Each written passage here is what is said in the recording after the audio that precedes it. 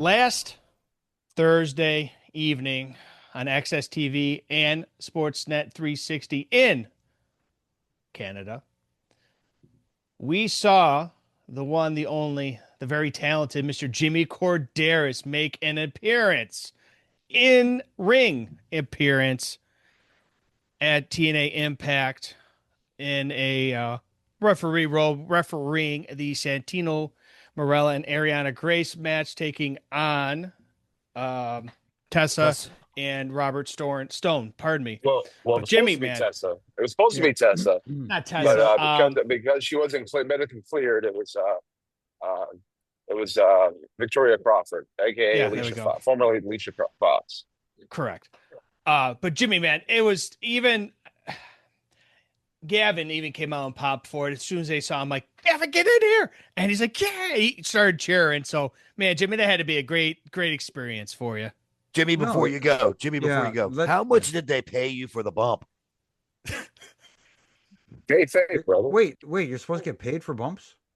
No, you are at your age. You're a risk. I know, but apparently, Wow. since I'm in Canada and healthcare is covered up here,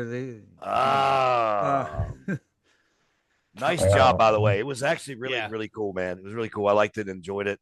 Brought back memories, man. It really did. I was just like, look at this guy. Look at him. you know what? I really did enjoy my time. Not only, getting to referee one match, but also just the time spent there with everybody from TNA. They were so gracious and welcoming. It was amazing. But the match itself, I had fun. I mean, obviously there was a bump involved, which was fine.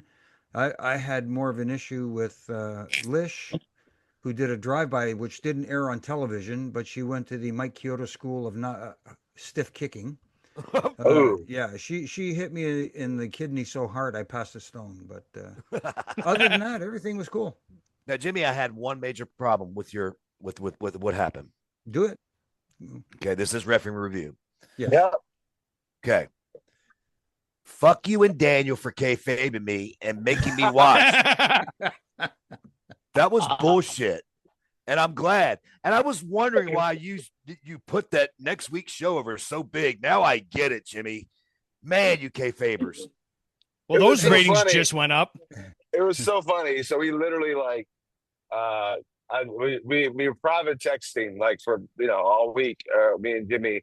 And you have your own text line now. Okay, cool. Well, I mean, just yeah. I mean, we were chatting, and I was like, I said, we're gonna not let them know, right? He goes, no. I said, okay, great, I love it. And then I said, I love the fact that they don't know nothing. They're gonna be so mad when they see you. I was mad and immediately got happy, but I was like, these fuckers. Well, I'm like, son of a bitch, he got us. And I'm like, all right, who cares? I'm happy now. What was great about it? There was pictures taken and everything, and they stayed quiet until it's time to release them. So, right. Oh, whatever. Good job, Jimmy. Well, thanks, bro. Hey, never say never. I guess Brian's next.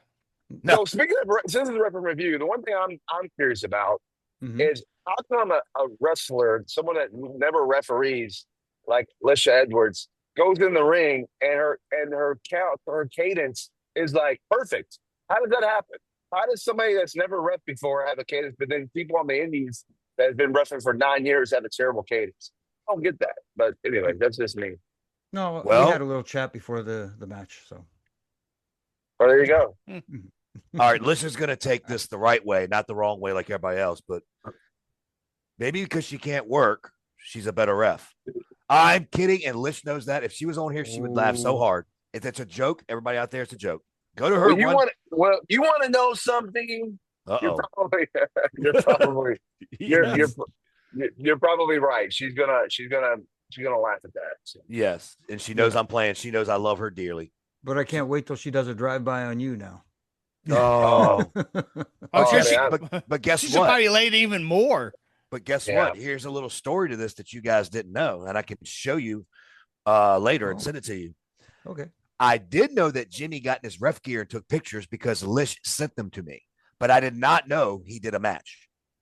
Oh, okay. And that's what made me like, okay.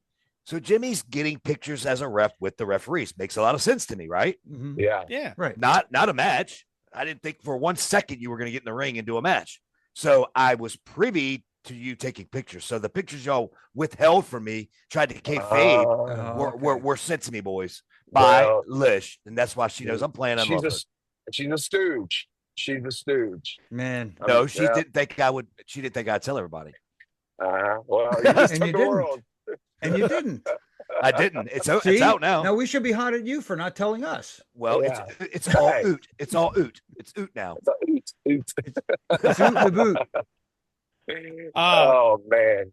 But no, just absolutely phenomenal. It's so great to see you there, Jimmy. And it just it for me anyways, not just by doing the show each and every week with you, but it just brings back a lot of those great memories from watching the great days of yesteryears. We'll say say your childhood. Say it, your childhood memories.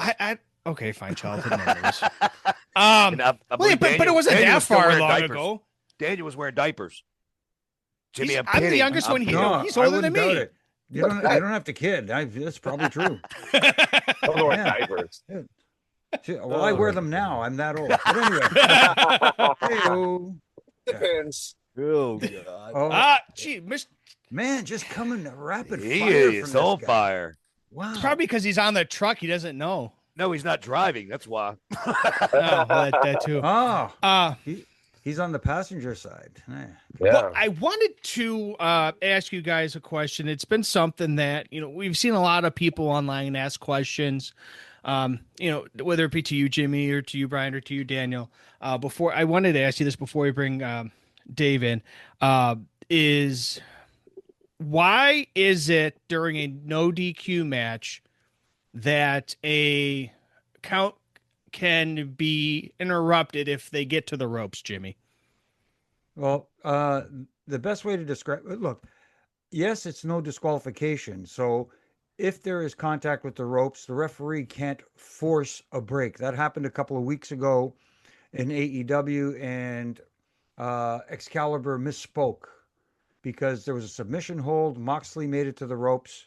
I want to say it was with man. I don't remember either.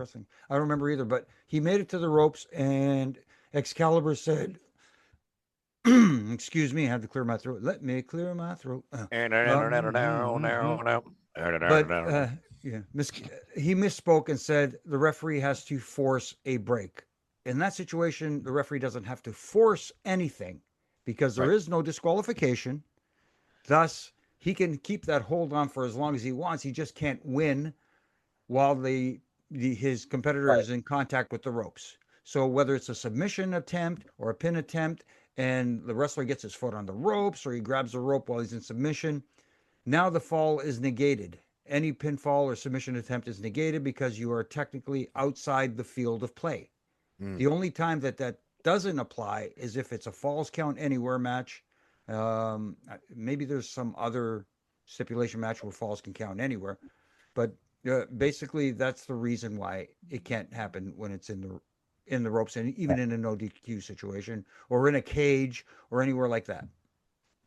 Especially like this, we're football fans, right? There's a white line that makes a big rectangle all the way around this 100-yard field, and no matter how hard you tackle somebody or do whatever, if you somehow go off that white line, touch that white line, which is considered the ropes, you're out of bounds. And at that moment, that play becomes null and void. That no matter how great of a catch or how good of a whatever run it is, it doesn't matter. So it's the same concept. When that's in a pinfall situation, or in a winning situation, put it that way, you're out of bounds. My recommendation is, because it's kind of gray and it can be confusing, just stay away from it. Just stay away from it. Just be creative. Use the ropes to pull your opponent into it, to get out of a hold. Use the ropes to maybe even slide out from the pin. Use the ropes. I mean, row under the ropes. The person can't get you to cover after you take a 450 Phoenix. Oh, man, I messed it up. but a twisting, burning 450 hammer Phoenix splash. Did I say it right? There you go. There you There go. you go. I had to think for a second. If you take one of those or whatever, just roll out things like that. Like just stay away from it. There's no reason. Come up with it. But there's other ways to be creative on that. Than to break up a pin or stop a pin and using the ropes on a no DQ. False count anywhere though, yeah, put it. I think it'd be interesting to see somebody put their foot on the ropes on a false count anywhere and do the finish. That'd be a good controversial finish. But that also could be gray area too. So maybe stay away from that as well. I don't know. But not really much I can say, guys. You covered it all. Very clear. Well, it's just kind of ironic that the announcer, not putting throwing shade, but doesn't even know the rules to their own company. But anyway. No, that never happens. Well, but I'm just saying. Yeah,